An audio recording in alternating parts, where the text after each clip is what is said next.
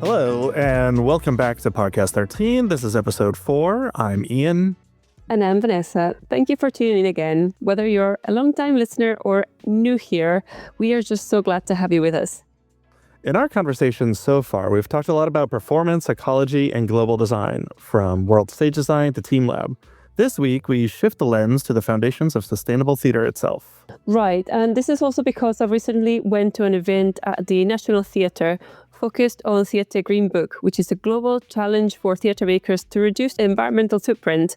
It really got me thinking, and Ian has an especially interesting perspective, having contributed to the Green Book in the past himself. So today, we're reflecting on sustainability in theatre, not just in the work we make, but in how we make it, productions, buildings, operations, and what that means for Venue 13 and our plans for our future nonprofit venture, Future 13. But first, today we're going to be reading So Beautiful Today, So Sunny, which is a collaboration between Marcus Youssef and Seth Klein. The inspiration for this verbatim piece is inside of the piece itself. Policy analyst and climate activist Seth Klein is Marcus's neighbor. Over the last few years, they've become friends, as each of them approached 50 and navigated transitions in their work lives. Part of Seth's change was leaving his full-time job to write A Good War, Mobilizing Canada for the Climate Emergency, which is a book that uses Canada's historic national mobilization for World War II as a model for responding to the climate crisis. A note on this play, the characters are friends, consciously choosing to have this conversation and knowing that it will be made public. It's noted that the actors can feel free to include the audience if, as, or when it feels right. Maybe particularly when the characters seem to acknowledge that are speaking publicly. The dance between public and private speech feels more like a useful way to investigate this. For our reading, Vanessa will be reading the part of Marcus, and I'll be reading the part of Seth and the stage directions. Seth and Marcus speak to the audience. They are not walking. I'm Marcus Youssef. I'm a 51-year-old cisgender man, mixed-race Egyptian-Canadian. I'm Seth Klein. I'm 52, also a cisgender guy, and my family's Jewish. We're friends. We're walking. Outside in Vancouver, British Columbia, Canada. Unceded Coast Salish territory. On a cold day in late January 2021, during the second wave of the COVID pandemic, they speak to each other. Thanks for doing this. You're welcome. Hey, just before we start, I just want to say I'm sorry about your dad. Oh, yeah. I appreciate that, Seth. You were close. I guess, yes. You've talked to me about him. He was a very powerful figure in my life, as dads are, I guess. Yeah. Yeah, I thought we could just wander towards Trout Lake. That's where I like to work. I'm happy with that. It's so beautiful today, so sunny. Can you introduce yourself in whatever way you feel like you want to? Seth's introduction is likely to the audience. Okay, my name is Seth Klein. I most recently am author of A Good War, Mobilizing Canada for the Climate Emergency. For 22 years before that, I was the founding director of the British Columbia chapter of Canadian Centre for Policy Alternatives. And over the last few years, you've got a laser focus on climate change as an issue. I am very focused on the gap between what the science says we have to do and what our politics is prepared to entertain, figuring out how to tackle that gap. Is that the Green New Deal? I think the Green New Deal is a central and powerful model for bridging the gap. What is the Green New Deal? Give us a one-paragraph summary. Okay, so like the original New Deal, the Green New Deal takes a profound crisis and meets it with massive public investment. It's an ambitious plan to spend billions in new green infrastructure, to electrify everything and create millions of jobs. Not sure that was quite a paragraph. No, that was a very good paragraph. Thanks. Can I add, the Green New Deal is about linking climate mobilization to tackling inequality. What I learned in my research about the effort to mobilize Canada for World War II is that it was actually hard to do with the typical propaganda. Go across the sea and go get Hitler. That works only to a point. To truly mobilize people, the government had to promise that society, or that the society people came back to, was going to be different. Which happened. Canada saw its first major income support programs introduced in the war, unemployment insurance in 1940, the family allowance in 1944. The architecture for the entire post-war welfare state was written during the war. It was a pledge that the society people came back to was going to look different from the one they'd left. That's how you mobilize everybody. It's the same with the Green New Deal today. And what's the best argument against it? What's the best argument against the Green New Deal? If you had to choose one. That it's not realistic or feasible. What about the argument that keeps you up at night a little? Well, none of it. Really? Really, I talk about it in my book. We're all trapped by the legacy of 40 years of neoliberalism that has told us what is and isn't allowed or possible. The powerful thing about an emergency, whether it's the war or COVID, is that things seem politically or economically off limits. They suddenly become possible. If you said to Canadians in 1938, does the government have what it takes to completely transform the economy as actually happened during the war? I'm pretty sure most would have said no. It's going to happen with climate too. The only question is whether or not it will happen in time. That's what keeps me up at night. Marcus has maybe acknowledges the audience. I'm also conscious that some people who might watch what we're constructing here are not from the wealthy, industrialized countries. How did that impact what you're talking about? That's a hard one. It's a fair question. The other piece of the legacy of neoliberalism is that it has undone our sense of our ability to go do grand things together. Maybe it's wishful thinking, but history is full of surprises of how quickly we pivot if and when we recognize emergencies for what they are. And each society has to excavate its history for those relevant examples. So when I pitched this to you, I said, this year, the theme is envisioning a Green New Deal. And you were like, so this time you're not going to write something so nihilistic. Well, less dystopian. Right, you said less dystopian. Your last piece was very dystopian. It was. There's a lot of artistic work that There's a lot of artistic work that tackles climate, but it's almost universally dystopian. What's your read on that? It's understandable. When we think about climate, we imagine this terrifying hellscape that is likely to emerge if we fail to rise to the moment. But I'm also struck that a lot of the artistic mobilization for the Second World War was not like that, even though they were surrounded by death and destruction. It was positive. It was rallying the public. I wonder if that's artists not wanting to be propagandists. Yeah, you can't tell artists what to do. I understand that. I think the Green New Deal needs to have a big arts component, just like the original. I'm gonna start this whole line over. Yeah, you can't tell artists what to do. I understand that. I think the Green New Deal needs to have a big arts component, just like the original New Deal. And in World War II, artists walked this careful line. They were forthright about the gravity of the crisis, and yet they still imparted hope. I grabbed hold of the Canadian World War II story because I was trying to excavate a historic reminder of what we're capable of. And everyone's got different stories to draw on. That invites us to say, in the moments of existential threats or crisis, who do we want to be? Totally. Everybody goes through crisis. It's part of the human experience. Yeah. Hey, I want to say again, I am really sorry about your dad. Thanks. I appreciate that. End of play. Marcus Youssef's play have been produced in more than 20 countries across North America, Asia, and Europe. He is a recipient of the Simovich Prize for Theater. Like Seth, Marcus is based in Vancouver, the unceded Coast Salish territory. Seth Klein is a public policy researcher. He was founding director of the British Columbia office of the Canadian Centre for Policy Alternatives, CCPA, and is now team lead of the Climate Emergency Unit, a project of the David Suzuki Institute.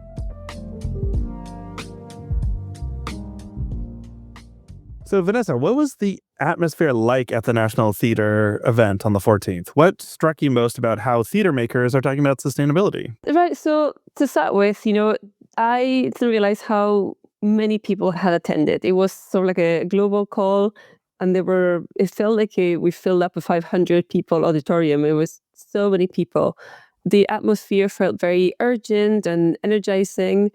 And everyone was recognizing that sustainability is just not a side topic. It's something that, is touching every part of the performance and the arts and their role. And, no matter what companies they came from, it was a wide variety of companies that are all involved somehow in one way or another in the theater process. So some things that stood out, maybe how international the conversation was, because there were people from all over the place, different countries. We had Japan, we had Denmark, lots of people from Europe. And it was sort of like people were thinking beyond individual buildings or companies. So they spoke about working across borders, across disciplines. There were serious discussions about sharing resources and sharing materials. And now companies that are now focusing on this. We had panels where companies spoke about exchanges talk between countries or touring with modular systems. So that the local team can adapt and redeciding productions and production workflows so that fewer things are single use. The National Theatre actually brought out a short movie. Maybe we can actually link that later, about how they're reusing and how it's sort of like they're building this materials library. And I believe that they're one of the first ones that are doing this. Another theme was the idea of multi-purpose spaces and circular approaches. So one of the examples that the National Theatre did was a mental health flower garden that it also works as a flower farm for natural dyes. So this sort of like, again, is giving a space more than one task. So it supports well-being and also production needs at the same time. And that sort of thinking shows how sustainable theatre can be imaginative and regenerative and can be connected to like different communities and different needs. So overall, yeah, the atmosphere was open. It was very honest. No one sort of like pretended that this transition is going to be simple or easy. We've had some really challenging and strong opinions from the audience in the questions. You know, they were saying, well, how fast can we actually move? Are we ignoring the real elephant in the room? Why are we not sharing conversations between different rooms, such as politics and arts and theatres? And as much as they were true, I do feel like gatherings like this ones are doing a massive amount of work trying to introduce people that do talk about policy and policy change. How did the Green Book resonate for you personally as an artist, producer, and someone building Venue 13? To be fair, I did feel I met lots of people for the first time, many of them, and it does feel like everyone wants to make a change. Everyone was very excited to be there. The debates were well shaped. They were thoughtful, and those were grounded on practice. And the topics, they did speak directly to the future of how we're going to make theatre, like kind of moving forward. There was sort of like, from now on, we're going to do this, instead of dwelling so much in the past, is looking at how things can be better now. There were several moments where the conversation turned to the international and European policy, and we've had a few speakers, representative speakers and representative companies in panels, and how the UK can still benefit from wider collaboration and by sharing standard co-productions, material libraries, and then also these common approaches to the circular practice. It did show that sustainability doesn't follow borders. At least sustainability in theatre doesn't have to follow national borders, because theatre doesn't really follow borders. Just, especially when we're talking about theatre and touring, it can be quite a global movement. One of the things that resonated was that, especially with building Venue 13, was the idea that the Green Book gives like a shared language, and it doesn't restrict the creativity. And by helping us rethink how we make, tour, and store the work, and how we design the spaces, we will avoid a lot of waste. And that's kind of like waste at the source. And as a producer, I found it very encouraging. It made me feel that we can actually do this. We can create a venue and a platform and support sustainability. And it was real and in a practical way. And it confirmed that the direction we're taking at Venue 13 is a step. It's like a right step in the global movement that believes that theatre can be inventive and it can be environmentally responsible at the same time. Were there particular sessions or people at the event that inspired you, ideas or commitments that you felt especially urgent or hopeful? Yeah, there were many. There are many people that were very, very inspirational. I'm going to be merging some names here, but a couple of them stood out. I think for this question, one that really stayed with me was hearing Anita Dibrari. She drew this big, powerful connection between the event and what's happening globally right now, which is the COP30 that happened at the National Theatre, and the COP30 sort of happened at the same time, which is the COP30 was taking place in Belém in Brazil. She talked about how the timing wasn't accidental, that the climate conversation and the Theatre Green Book conversation, they were part of the same movement.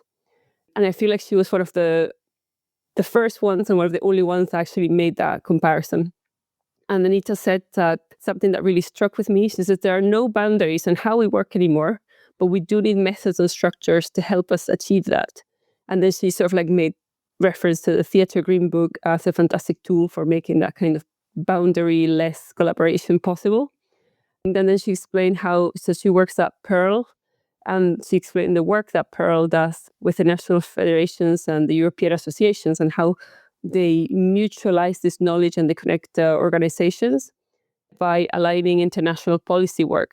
So she does say that culture is like an international activity by nature and that we need that collaboration.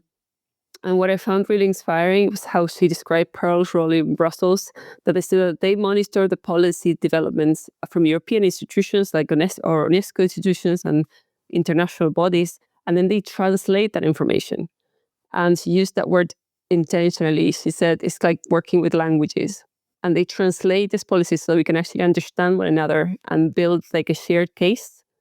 And she feels like this translation work opens doors, not just as one individual, but because the collective weight of all of these organizations, they kind of come together and now they understand the conversation better thanks to these translations. And so she says the key was bringing conversations forward with openness, explaining what's happening in each sector or region, listening to the differences, and then using that to unlock new possibilities. So genuinely, her chat was very inspirational. It made me feel genuinely hopeful.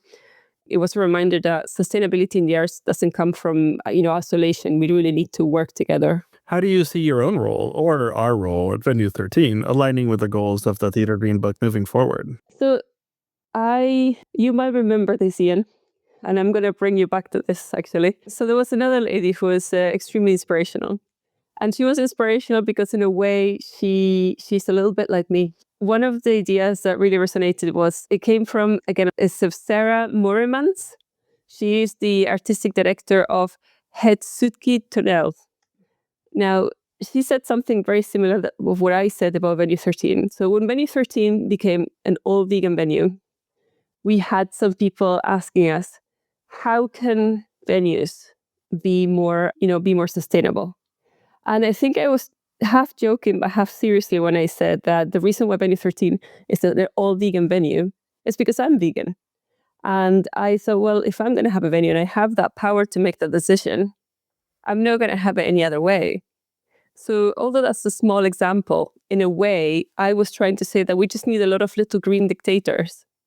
And it's a joke because I'm not a dictator, but it's kind of like, I had that possibility and I didn't open it to like, oh, I wonder if anybody else doesn't want the venue to be vegan. I was like, no, we're going to have a vegan venue. So it was a little bit selfish. And that reminded me to what Sarah said at the conference. She said she didn't move towards sustainable design because it's more ecological or more virtuous. But she says he was a bit selfish. She says it actually makes me more free. So sustainable practice opens up new materials, new methods, and new ways of thinking. And it becomes an invitation to explore, experiment, and have fun and be more free. So that really aligns with how I see our work at Venue 13. So like Sarah, I want us to challenge our space limitations. I want to make immaterial set designs or digital scenography or modular systems. And I want those approaches that make storytelling possible whilst minimizing waste.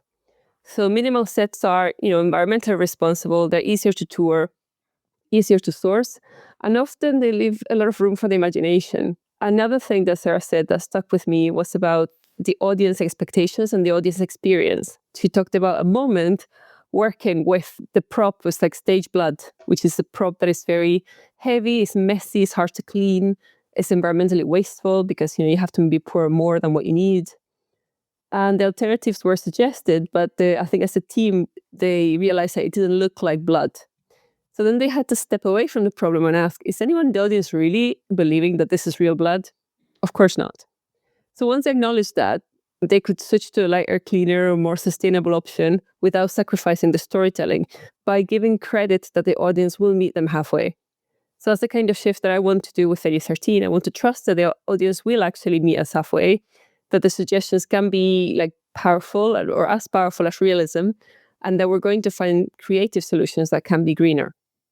So so moving forward, our role is to embrace this spirit of experimentation for Venue 13, push for sustainable choices, expand artistic possibilities, and support artists in imagining sets and systems that don't rely on heavy materials or waste.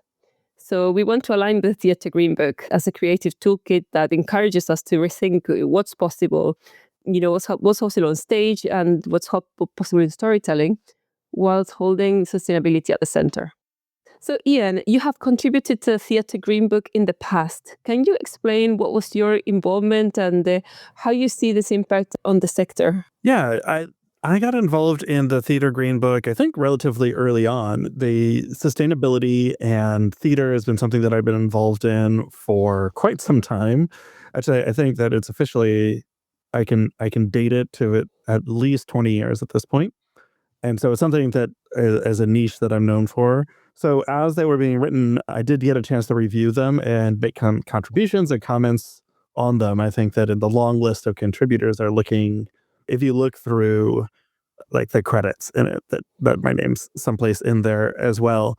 And so that's looking at that eye of thinking through these systems and thinking through the way that people are producing theater and how they're doing that in different contexts and in different places, and providing that sort of a perspective, a variety of perspectives. Because I think that one of the things that's true about sustainability in theater, in my experience, is that it's slightly different for everybody. It's very dependent upon the context in which you're working. I think that one of the most common questions that I've received over my career is like, what is the most sustainable thing that I can do as a theater maker? And the first answer is actually always the same. And then everything else is sort of context specific. And the first answer is to make more art that engages with your audiences. And I used to say it a little bit more sarcastically, which is to make good art, but then you had to get into a conversation on what makes it good.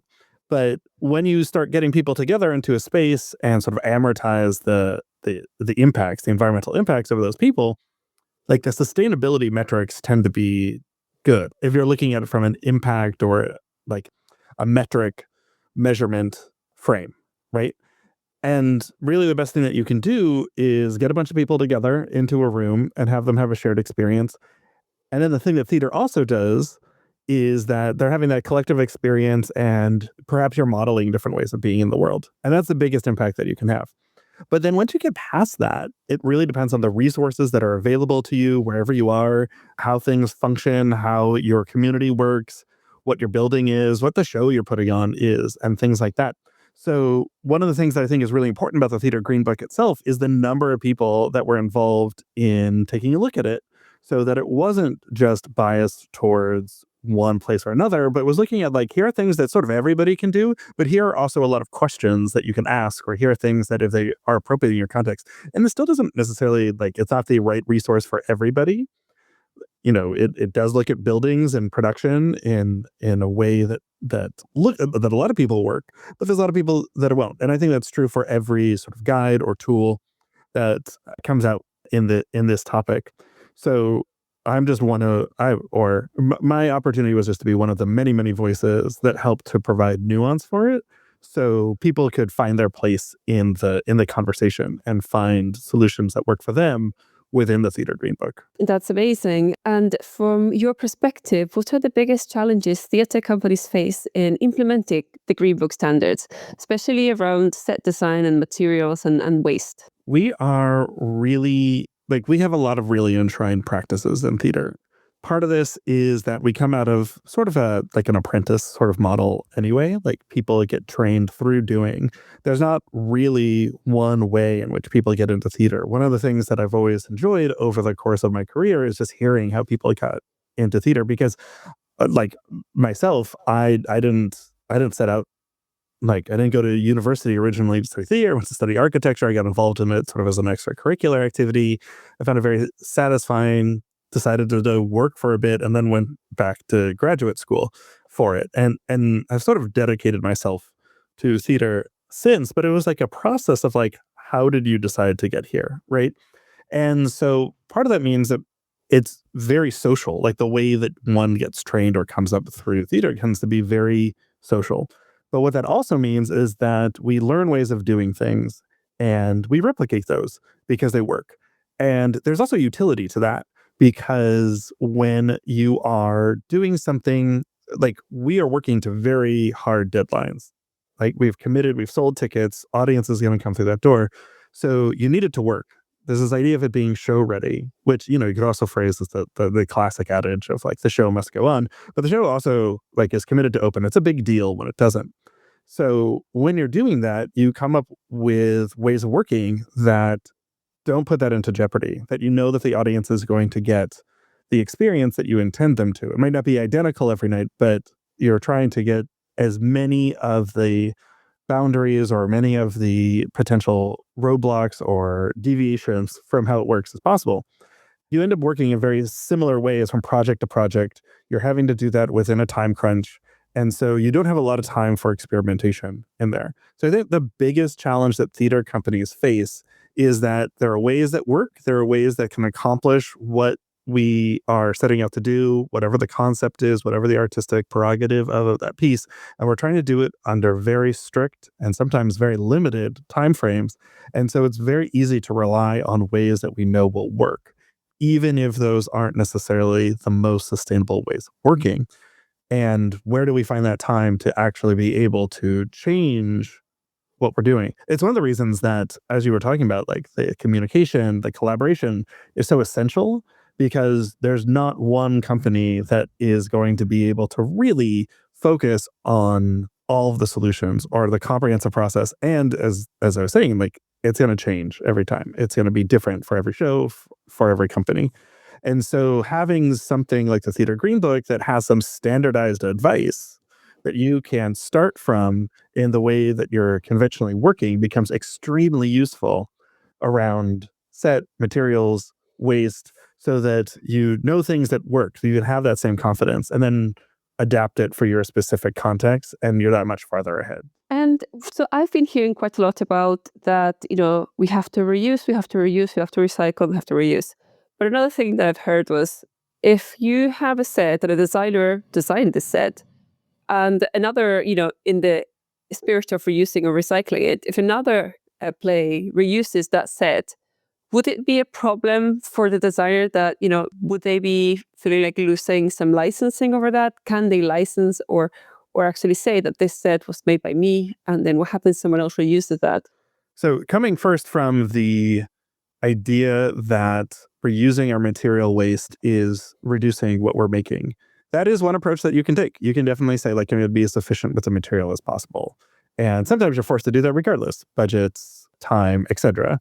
for it. So it's not just like the green aspect of it or using less material or different types of materials that might require different ways of working, which might take more time or might be more expensive for it. All of those have impacts on the reuse, recycling, and reduced waste. I think that the most impactful choice that I've seen is really simple. And it is taking a look when you're going through the process of budgeting or costing a production, is just adding a column for end of life. This is something that so many processes that I've been involved with are not thinking about a show ending. In a commercial sector, it almost makes sense because, like, hypothetically, you have a hit show and it runs and runs and runs and runs. So you're not thinking about disposing of everything. But I know of a number of designers who part of what brought them to this topic is because they would be working in that context, and, an official Broadway run would open and then close within a week or two, and then it's all in the dumpster. But you were sort of imagining that it might run, it might be the next Wicked or Cats and run for decades.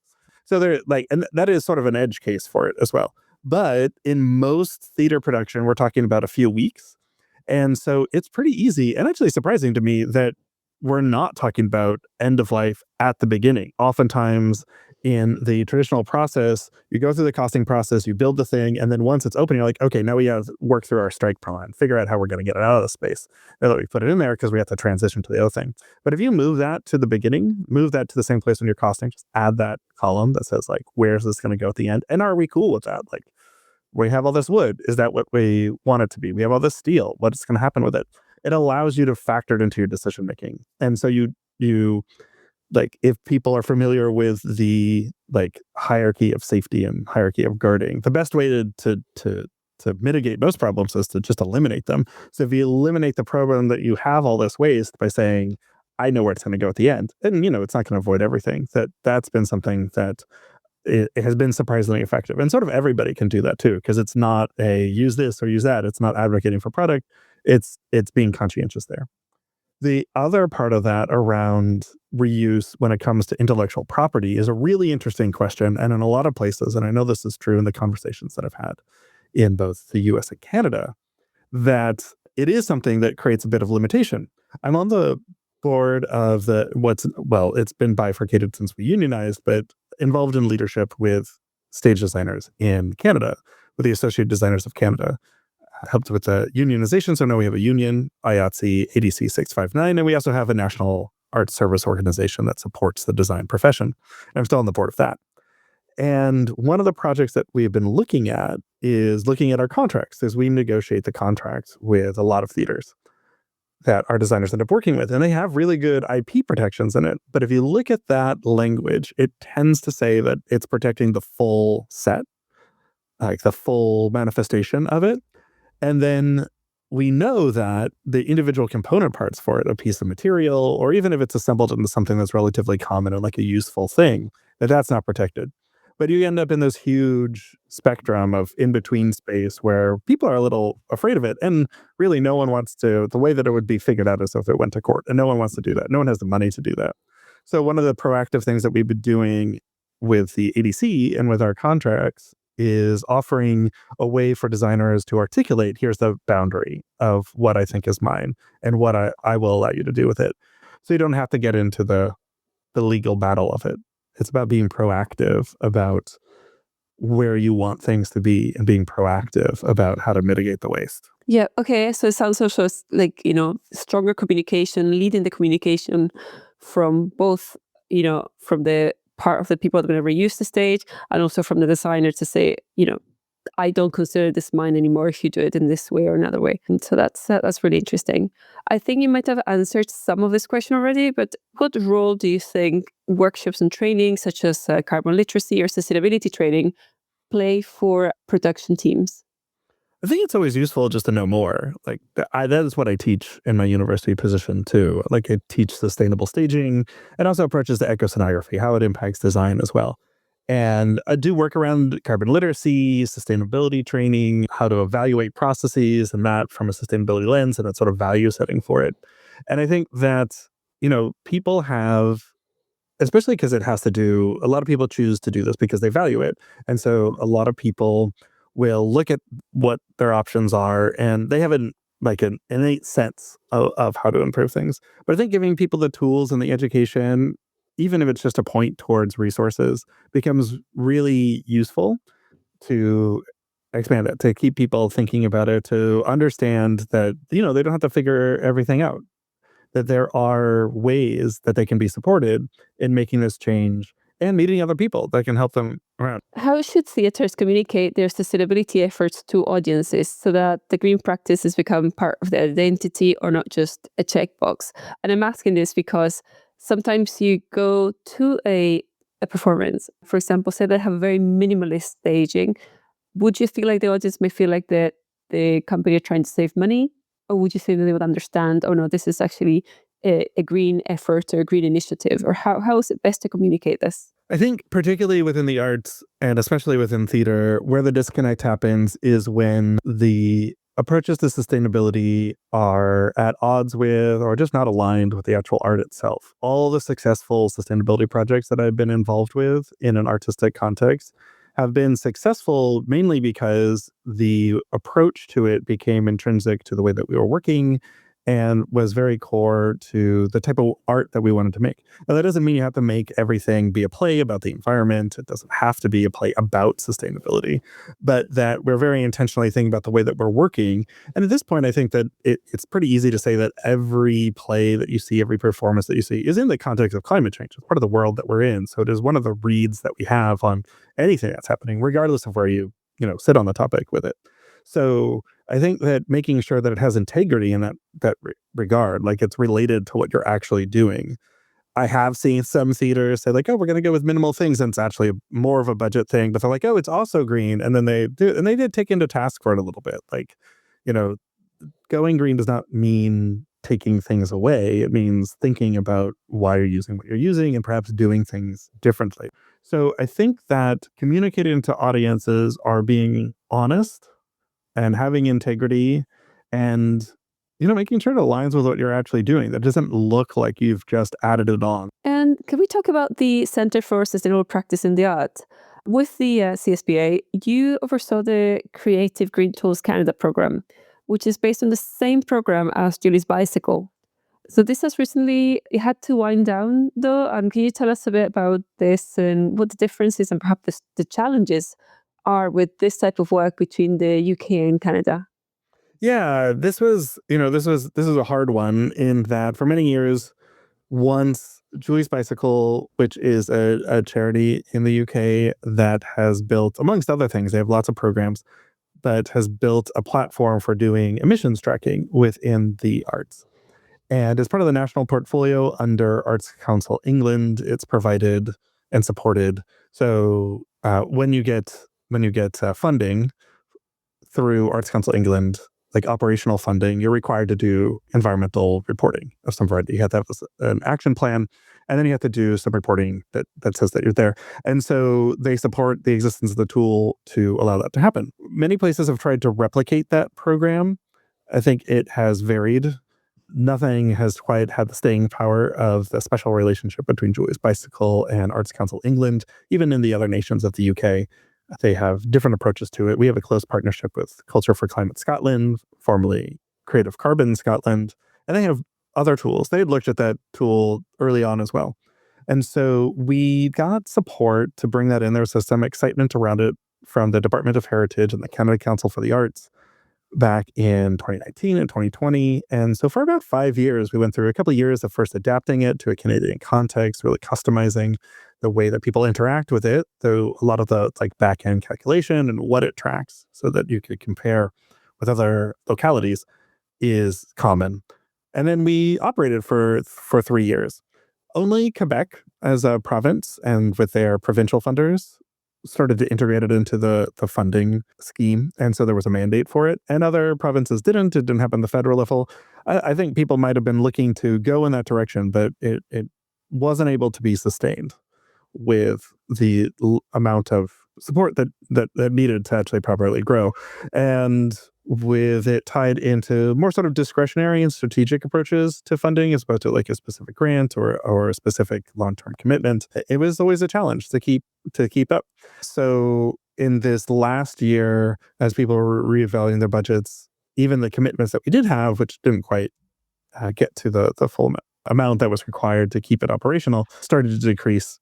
And so eventually we had to make the hard decision to retire it, and actually ended up having to dismiss the staff that was associated with it just as we couldn't financially sustain the program.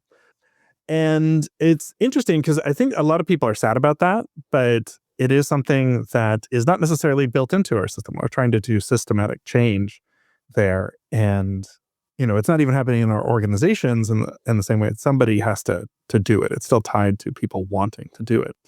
And that makes it a challenge. That's something that you can choose to do or not. You don't need to work that way. There's not an expectation at this point that that's the way that we're going to work.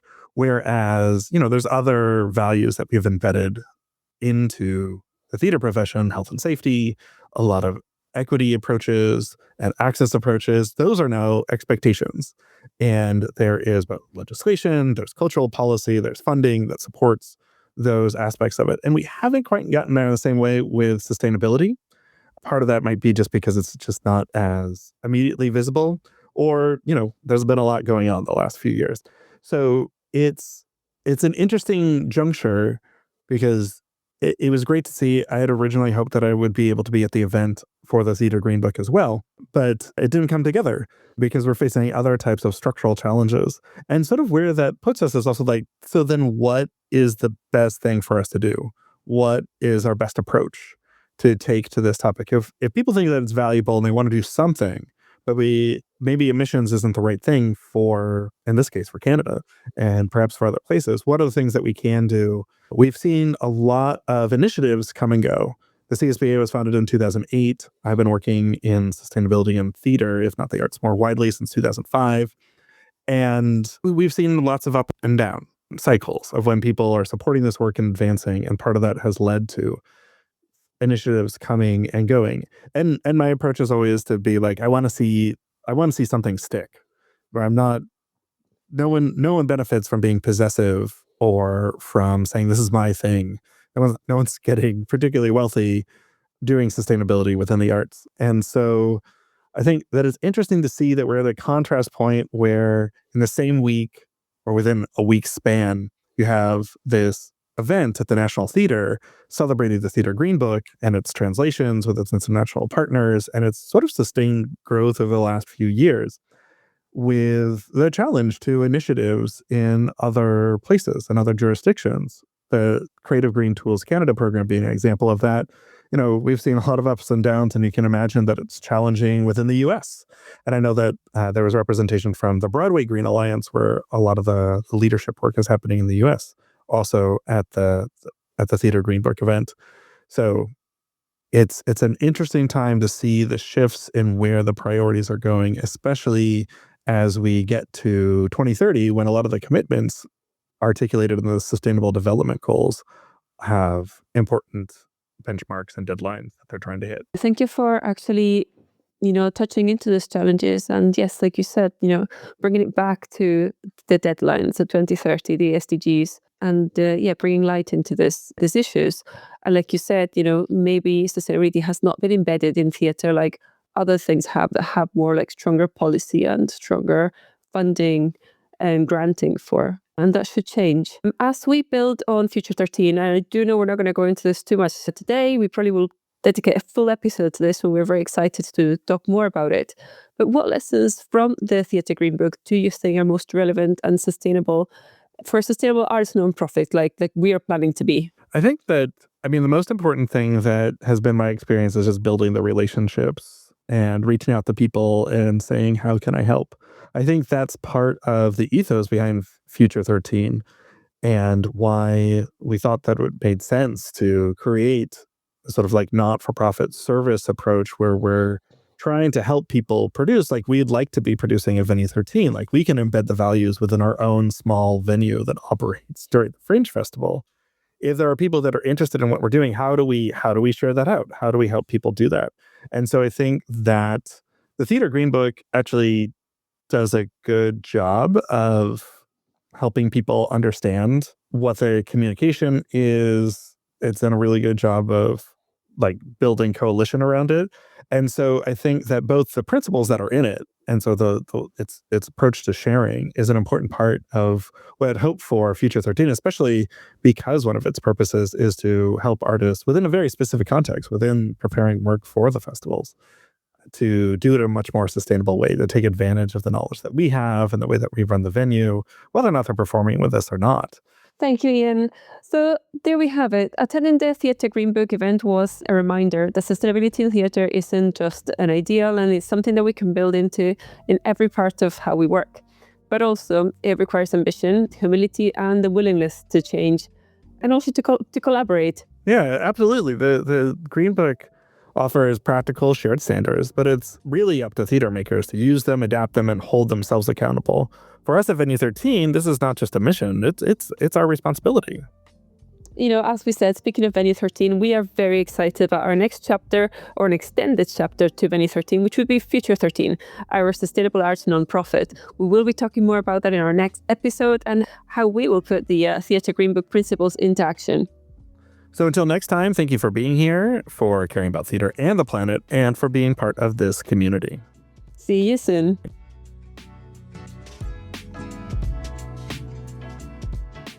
On today's episode, you heard Ian Garrett and Vanessa Kelly, co-directors of Venue 13.